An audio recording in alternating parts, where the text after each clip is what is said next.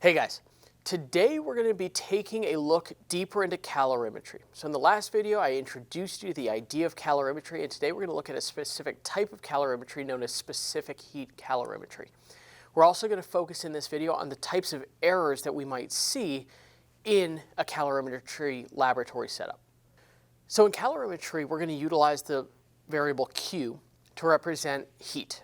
Now heat is going to be a very common utilization of energy in calorimetry. Heat transfer, heat in, heat out, that sort of thing. The idea of heat transfer is it's going to be measured using temperature changes. Changes in temperature represent changes in kinetic energy.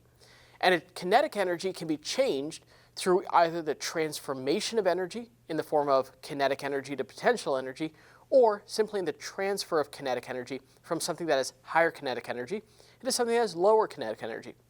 That's where we're going to focus today. We're going to focus on the transfer of kinetic energy from one thing to another. Let's look at another variable we're going to see in this topic. The variable is C, which is our specific heat capacity. Now, specific heat capacity is going to tell me the amount of energy in joules it takes to raise 1 gram of a substance by 1 degree Celsius or 1 Kelvin. Remember, 1 Celsius degree and 1 Kelvin are equivalent values in magnitude. So the idea is the specific heat capacity is going to be a quantification of how much energy was input compared to how much the temperature changed. Now, remember, temperature is a measure of average kinetic energy, which means that when we're looking at a change in the temperature, what we're also looking at is a relative change in the kinetic energy of a substance, and specific heat capacity is our conversion between those two. Once we have this concept of heat and specific heat, now let's connect the two. The way we connect the two is with the equation Q equals mc delta T. Q again is heat, m represents the mass of the object, C is the specific heat of that same object, and delta T is the change in temperature of that same object.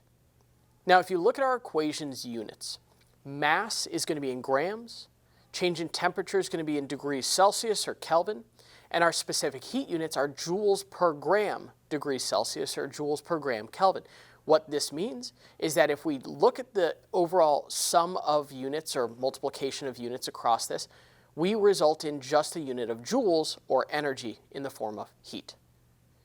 When we look at the Q equals mc delta T, we have to remember that energy is conserved. Energy is going to be transferred or converted, but the total amount of energy is always going to be the same as it was in the beginning. This means that we can actually think about energy in multiple forms. In this video, we're going to focus on kinetic energy transfer from something that is hot with more kinetic energy to something that is cooler with less kinetic energy. So what happens is we can say that the Q of the hot object is going to equal the negative Q of the cooler object. In other words, any energy that is lost by the hot object is equivalent to the energy that is gained by the cooler object. Both of these are kinetic energy, therefore they're both going to be described by the mc delta T equation.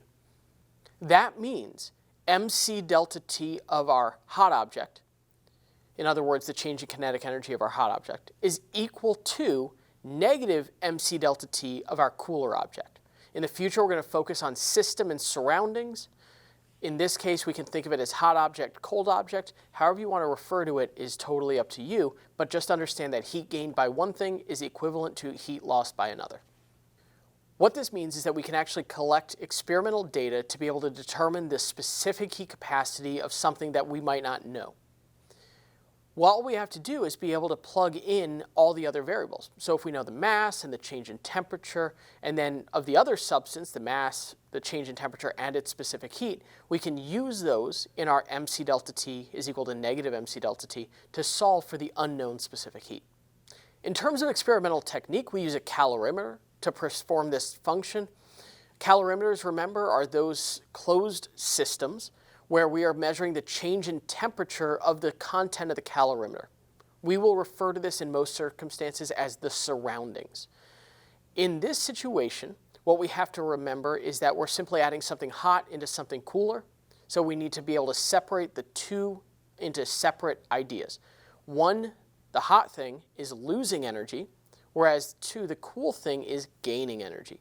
The amount of energy lost by the hot object is equal to the amount of energy gained by the cool object. Because we're talking about kinetic energy, once we end up coming to what's called a thermal equilibrium, this is the point at which both objects are of equal temperature, there's no longer a transfer of kinetic energy from one to the other, and instead they enter what we call, again, a thermal equilibrium. All right, let's do a quick practice problem.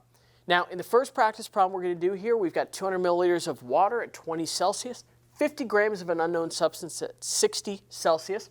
I put them both into a calorimeter. The final temperature of the water is 25 Celsius. I need to find the specific heat of the unknown substance. I am given the specific heat of water is 4.184 joules per gram degree Celsius. In order to solve for this, I'm going to use the equation mc delta T is equal to negative mc delta T. So what I'm going to do is to figure out my delta T values, my change in temperature values. I'm just going to go ahead and plot this on a thermometer diagram. It just helps me keep things in line, in order. So what I'm going to do is start with my 60 degree unknown. That's going to be my higher temperature here. So my initial temperature of the unknown is 60. The initial temperature of the water is 20. So I'm going to go ahead and put that at the bottom here because that's my cooler of the two substances. Now, each of them are changing temperature because the kinetic energy of the unknown is being transferred into the water. The water temperature goes up to 25. What that means is that the temperature of the unknown goes down to 25. 25 as our final temperature represents our point of thermal equilibrium. That's the point at which the kinetic energies of both of the substances are equal, which means they're at the same temperature, which means my 25 represents both the temperature final of my water and my unknown.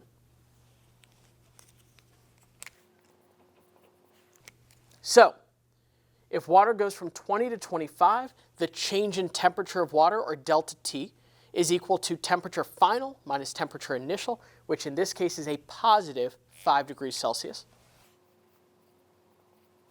And my unknown goes from 60 down to 25, so its change in temperature is negative 35 degrees Celsius. So now I have my delta T's. I'm going to go ahead and plug these values that I have now into my specific heat, or into my mc delta T equation looking for specific heat. The most critical thing to keep in mind is that we keep clear the fact that if we're going to do the mass of water, the specific heat of water, and the change in temperature of the water, this entire side represents only the kinetic energy of water. And this side would therefore represent the kinetic energy of our unknown. Make sure we keep the sides separate. So, mass of water, well, we're given 200 milliliters of water. Water has a density of 1 gram per milliliter, so therefore we have 200 grams of water. I'm given the specific heat of water is 4.184 joules per gram degree Celsius. And I just solved for my change in temperature of water of 5 degrees Celsius, positive. Now if you notice, grams cancels, degrees Celsius cancels, we're left with just joules. So now we've got energy on the left, Q. On the right, I'm going to do the same thing. I'm going to take my 50 grams of my unknown substance. My C is my unknown, right? I'm looking for the specific heat of this, so I'm just going to replace that with X. And I just found my change in temperature to be negative 35 Celsius. So at this point, I've plugged everything in. I've ensured that my values and my units cancel properly, and now I'm simply going to solve for my value of X. So take a second and go ahead and solve for X.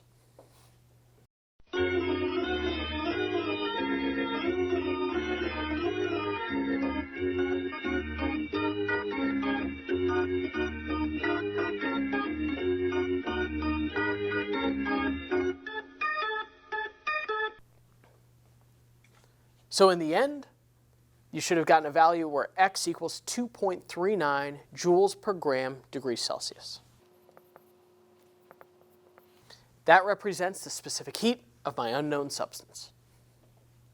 We can also use mc delta T equals negative mc delta T to be able to determine what our equilibrium temperature would be.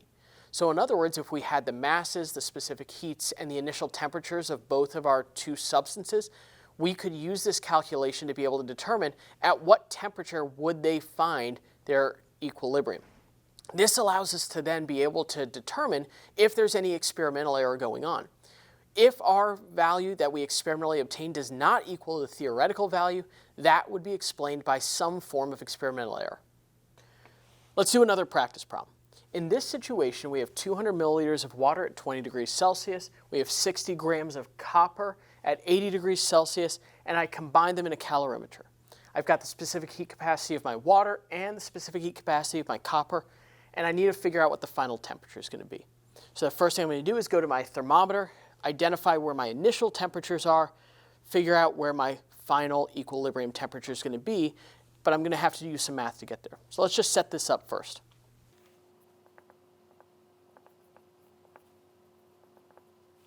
So there's my initial temperature of the copper. There's my initial temperature of the water.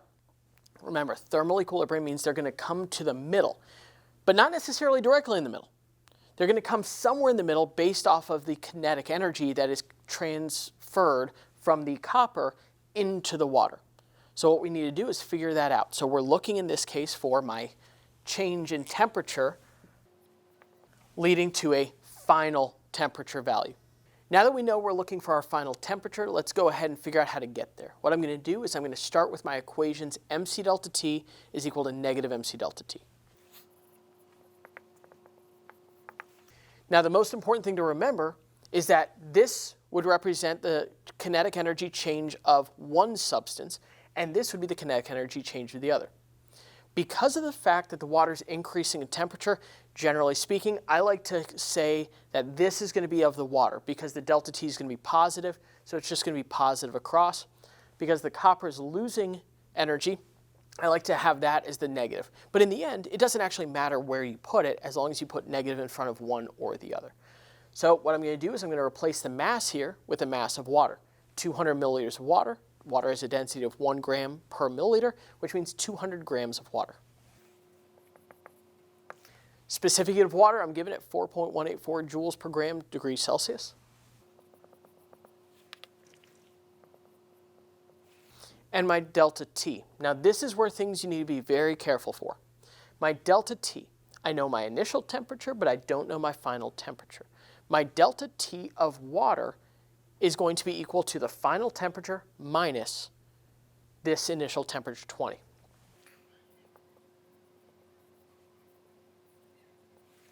So that's going to be the change in temperature of my water. We go to the copper. Mass of copper I'm given is 60 grams. Its specific heat is 0.385 joules per gram degrees Celsius. And the delta T of my copper is going to be the final temperature minus the initial temperature of 80. So TF minus 80. And in this situation, all I'm doing is mathematically solving for my temperature final. That is going to be here and here. So make sure you're careful with your arithmetic. So let's go ahead and take a second. We're going to solve for it.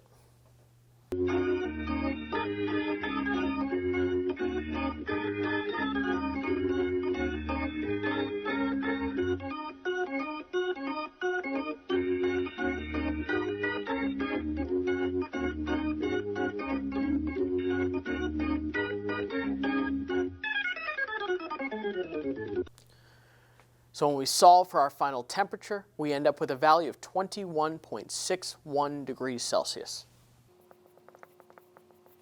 Now, does that make sense?